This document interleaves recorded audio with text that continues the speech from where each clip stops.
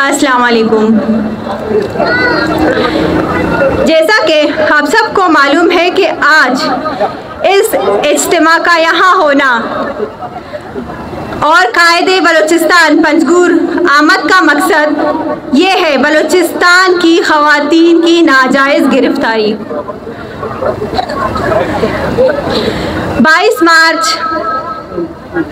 मार्च को Bloch यकजहती committee के सरबराह doctor Marang Bloch को इसलिए गिरफ्तार किया गया कि वो जाली मुकाबले में मारे जाने वाले बेगुनाह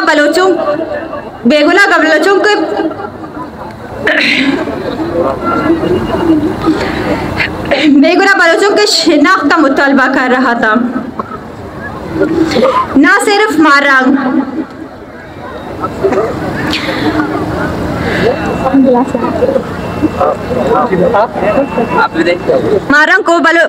बलोच को गिरफ्तार किया गया, बल्कि मुनज़्ज़म तरीके से BYC पर क्रैकडाउन की गई।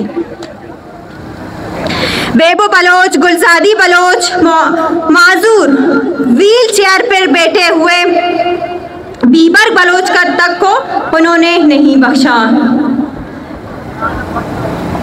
न सिर्फ BYC की क़यादत को गिरफ्तार किया गया, बल्कि क़यादत के ख़ानदान हत्ता के घर वाले नौजवान और बुजुर्गों को भी अगवा किया गया, जो लापता अफराद के लिए आवाज़ उठा रहे थे। इन मजलूमों को, इन मजालिम को देखते हुए सरदार अख्तर जान मेंगल ने इस जुल्म के खिलाफ मैदान में निकलकर एहतजाज करने का फैसला किया। वर्ता क्वेटा एहतजाजी लॉन्ग मार्च निकाला। जगह जगह रुकावटें खड़ी की गई और बिलाखिर रुकावटें और हरबों की वजह से लॉन्ग मार्च को धरने में तब्दील किया गया। 20 रोज धरने की इख्तिताम पर BNP ने